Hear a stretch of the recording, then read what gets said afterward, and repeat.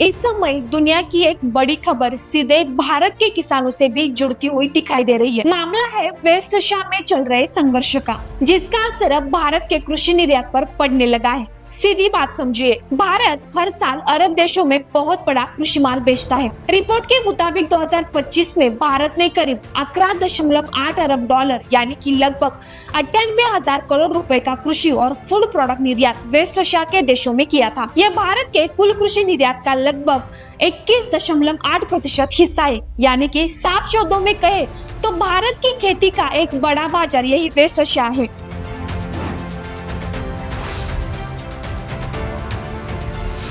नमस्ते किसान भाइयों, मैं मोनिका रोड़े आज के इस वीडियो में आप सभी का स्वागत करती हूँ। इन देशों में भारत से सबसे ज्यादा जो चीजें आती है उनमें चावल, केला, प्याज, मसाले, चाय, कॉफी, मीट और डेयरी प्रोडक्ट शामिल है। सिर्फ चावल की बात करें तो भारत ने 2025 में वेस्ट एशिया को 4.43 अरब डॉलर का चावल निर्यात किया था, जो भारत के कुल चावल निर्यात का लगभग 36.7% है। केले की बात करें तो भारत के कुल केले के निर्यात का लगभग 80% हिस्सा इसी क्षेत्र में जाता है। यानी अगर यहाँ व्यापार रुकता है तो सीधा असर किसानों पर पड़ सकता है। अब समस्या क्या हो रही है? दरअसल वेस्ट एशिया में चल रहे युद्ध और तनाव की वजह से समुद्री रास्तों पर असर पड़ रहा है। खास तौर पर स्ट्रेट ऑफ ह्यूमरस जैसे अहम समुद्री रास्तों पर जहाजों की आवाजाही को लेकर खतरा बढ़ गया है। इसके कारण शिपिंग कंपनियों ने इंश्योरेंस और फ्रेट चार्ज बढ़ा दिया है और कई जहाजों की आवाजाही भी प्रभावित हो रही है।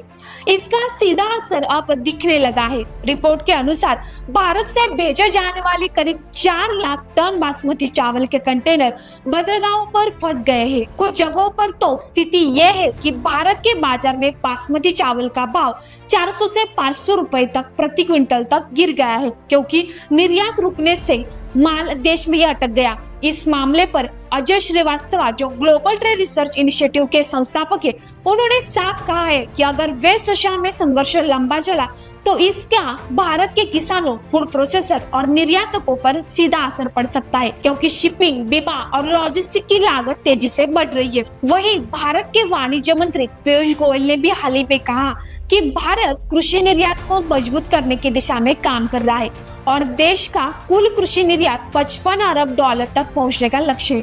लेकिन सवाल यही है, अगर वेस्ट एशिया में युद्ध लंबा चलता है, अगर समुद्री रास्ते और महंगे हो जाते हैं, अगर निर्यात रुकता है, तो क्या इसका सीधा असर भारत के किसानों की कमाई पर पड़ेगा? और क्या भारत को अब अपने कृषि निर्यात के लिए नए बाजार तलाशने होंगे? यही तो सवाल है जिनके जवाब आने वाले महीनों में तय करेंगे कि दुनिया की राजनीति का असर भारत के खेतों तक कितना पहुंचता है। तो किसान भाइयों, वीडियो अच्छा लगे तो वीडियो को लाइक करें, शेयर करें और बाकी किसान भाइयों को भेजना ना भूलें। धन्यवाद।